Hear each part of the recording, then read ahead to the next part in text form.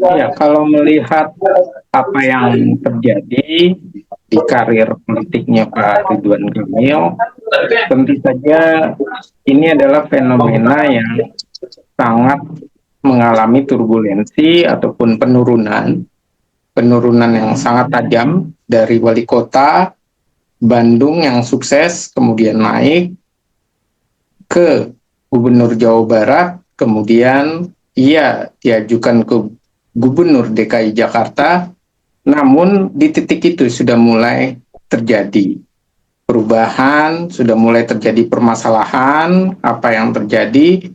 Yang pertama kalah di Pilkada Gubernur DKI, dan yang kedua juga kita melihat kasus pribadinya mulai bermasalah secara pribadi dan tersorot kasus hukum pula, dan yang terakhir adalah secara keluarga. Jadi tahun 2023 ia masih baik-baik saja, tapi 2024 sampai akhir tahun ini ia benar-benar babak belur dan bisa dianggap elektabilitasnya akan merosot tajam, dan untuk diperhitungkan sebagai cawapres saya rasa sangat jauh karena berbagai kasus hukum, kemudian ada kasus keluarga, kepemimpinan, dan sisi yang lain ada kasus terkait dengan moral. Oke, Bang, apakah ada kemungkinan kan ini titik rendah dari karir Jakarta, apakah nanti ke depannya dia bisa mendapatkan karir yang seperti di awal lagi, maksudnya karir yang gemilang lagi, walaupun jauh untuk menjadi wapres yang salah satu keinginannya lah bisa dibilang seperti itu. Kalau melihat kenyataannya adalah kita harus melihat bagaimana hubungannya dengan kasus hukum. Karena kasus hukum 2 hari yang lalu sudah dinaikkan dari penyelidikan menjadi penyidikan. Dan ia tersorot dalam kasus iklan, walaupun ia mengatakan posisinya adalah ex officio, karena ia gubernur Jawa Barat, dan iklan BJP ini ia tersorot. Jadi bagaimana proses itu tentu akan mempengaruhi karir politiknya. Yang kedua tentu saja adalah terkait dengan bagaimana hubungannya dengan keluarganya maupun hubungannya dengan moral tadi itu sendiri, yaitu terkait dengan perselingkuhan dan hal yang membebani pribadinya. Dan yang paling berat saya rasa di kasus hukum. Dan kalau RK ingin karir politiknya baik, tentu saja pilihannya yang masuk akal hanya ada 2. Yang pertama, dia bergerak di dalam saja dulu di Partai Golkar, dan tentu saja bergerak di dalam Partai Golkar karena ia sebagai bagian dari pemenangan Partai Golkar. Dan yang kedua adalah ia memilih tidak maju sebagai eksekutif di daerah maupun eksekutif di pusat, tapi ia lebih memilih untuk berkarir sebagai anggota DPRD ataupun DPR RI. Itu masih ada. Kalau kita melihat dulu seorang eksekutif daerah bermasalah, kalau kita ingat itu Aceng, kemudian ia terpilih sebagai DPRD. Dan itu adalah bukti kalau masyarakat masih bisa menerima selama bukan sebagai pemimpinnya. Artinya di level eksekutif. Karena kalau di level eksekutif tentu ini akan menjadi bulan-bulanan dari konsumsi publik, dan ini akan menggerus elektabilitas dan citra dirinya. Tapi kalau untuk pribadinya menuju kepada ring legislatif, saya rasa kesempatan itu masih tinggi. Oke, berarti kemungkinan kalau misalnya kita masih memilih jalur politik atau karir politik dia untuk bisa mendapatkan kepercayaan masyarakat lagi agar tidak masuk dalam maksudnya ring eksekutif ya Bang, atau seperti apa nih Bang mulainya? Iya, kalau ia masuk dengan eksekutif tentu lebih berhubungan dengan masyarakat, lebih berhubungan sebagai pemimpin di masyarakat. Beda dengan legislatif. Kalau legislatif tentu saja sebagai wakil rakyat, namun sifatnya adalah kolegial, sifatnya adalah bersama, dan tentu ia lebih manut kepada keputusan partai. Kalau saat ini, walaupun ia mencoba untuk masuk ke ring eksekutif, kita baru melihat kemarin 2024 kekalahan di Pilkada DKI Jakarta saja itu juga terkait dengan soal janda ataupun kalimat soal janda yang membakar emosi masyarakat dan menganggap bahwa itu melecehkan. Dan ini adalah gambaran bagaimana RK ini akan sangat sulit mendapatkan respon positif dari masyarakat, karena lagi-lagi yang akan dilihat dan yang selalu dipandang pemilihan eksekutif ataupun pemilihan di level pimpinan adalah kaum emak-emak, dan tentu emak-emak tidak akan bisa menerima RK dengan posisi yang awalnya begitu memikat, namun sekarang ternyata meruntuhkan image-nya sendiri.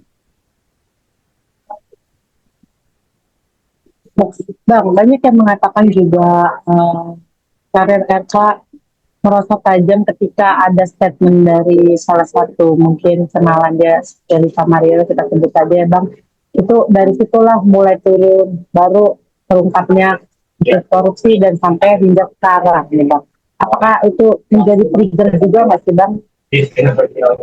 Salah satunya. Ya, kalau saya melihat apapun yang terjadi dengan RK, tentu saja dengan para politisi lainnya, dia akan membuat masalah atau menjadi masalah ketika persoalannya itu terkait dengan moral. Dan ini adalah sesuatu yang tidak bisa diabaikan. Kalau persoalan pembuatan kebijakan yang semrawut, tidak becus, tentu ini masih bisa diterima dan masih bisa diperdebatkan. Tapi kalau sudah menyangkut soal moral, soal di dalam etika, apalagi di dalam rumah tangga, tentu ini membuat karir tentu menjadi hal yang sangat riskan. Dan ini yang terjadi di RK. RK ini banyak yang menyatakan mengalami 3 sekaligus, yaitu ujian tahta, kemudian wanita, dan tentu saja adalah harta. Dan ini adalah ketiga-tiganya yang sedang dilihat, dan ini pembelajaran yang terbaik karena RK kemarin itu begitu fantastis dan begitu menghebohkan sampai ia pun diperhitungkan sebagai wakil presiden. Namun saat ini posisi RK jangankan untuk wakil presiden, untuk menuju gubernur Jawa Barat kembali saja kemungkinan warga Jawa Barat enggan. Dan kita juga bisa tahu RK ini beberapa kali kontroversi tapi masih aman saja terkait dengan 1 triliun waktu itu NU, maupun pembangunan dari pembangunan Al-Jabar, masjid, kemudian pembangunan Jami, masjid pula, dia masih aman selama kebijakan. Namun ketika masuk ke dalam fase ataupun ke dalam kehidupan pribadi, yang pertama adalah korupsi, yang kedua adalah keluarga, dan yang ketiga adalah perselingkuhan, tentu saja ini menjadi ujian terberat bagi RK. Nah, mungkin satu lagi, di tengah polemik seperti ini yang dihadapi RK, apakah ada momen, bukan momen, kesempatan orang yang jadi struktur untuk menjatuhkan dia, atau seperti apa Bang? Kemungkinan ada nggak sih? Ya, kalau mau melihat apa yang terjadi dengan RK, saya rasa orang-orang yang ingin menjatuhkan RK tidak bermain di wilayah tersebut. kemungkinan main wilayah itu sangat kecil, kecuali kalau seandainya terendusnya kasus iklan di Bank BJB, itu memungkinkan. Tapi kalau soal pribadinya yang flamboyan, pribadinya yang bermasalah dalam hal moral, ini tentu saja saya rasa orang sudah bisa menyorot. Dan di DKI Jakarta saja RK itu sempat terlihat arogansinya, di Twitternya kembali terbongkar, dan RK pun saat itu menyatakan bahwa posisinya saat itu adalah belum menjadi politisi sehingga bicaranya seenaknya, dan saya rasa ini yang berat dari dirinya. Apa yang berat? Waktu dirinya sebelum menjadi politisi dan setelah menjadi politisi dan kemudian terbelit masalah, ini masih kait-mengait, dan kita melihat ternyata banyak hal yang terlihat begitu indah di RK citranya, namun lagi-lagi ia tergerus karena perilaku pribadinya yang tidak bisa mengontrol sisi emosinya. Jadi secara kedewasaan, secara pikiran, secara hasil karya itu harus diakui. RK ini banyak sekali mendapatkan penghargaan. RK juga banyak jasanya di bidang arsitektur, dan ia adalah orang hebat, orang yang paling berjasa bagi pemenangan Golkar juga di Jawa Barat. Namun saat ini yang terjadi adalah tadi tingkat emosionalnya. Mungkin saja emosionalnya dia yang sangat besar itu terjadi ketika ia memilih maju di DKI Jakarta ketimbang ia memilih maju di Jawa Barat, dan memungkinkan hal itu yang mempengaruhi. Jadi kalau dinarasikan bahwa ada yang tidak suka, kemungkinannya itu kecil. Tapi ada yang merasa bahwa sikapnya ataupun dirinya mulai terbongkar. Saya rasa ini bukan sebuah rekayasa, tapi memang itu adalah fakta yang harus dihadapi. Dan RK pun dengan gentle menyatakan dia juga bersalah dan ia juga hilaf. Ia menyatakan minta maaf, dan ini adalah cerminan. Cerminan lagi-lagi, tiga hal itu menjadi ujian. Harta, tahta, dan wanita. Ketiga ini begitu sangat mempesona ketika karir politik begitu tinggi. Dan ketiga ini menjadi titik nadir bagi seorang politisi maupun seorang yang berperilaku di dunia politik. Karena ini adalah sandera yang tanpa sadar menjebak diri kita sendiri. Jadi kedewasaan emosional, kedewasaan berpikir ini adalah hal yang utama selain kepandaian dalam mengelola emosi masyarakat, memberikan kebaikan bagi masyarakat, dan memperjuangkan aspirasi masyarakat.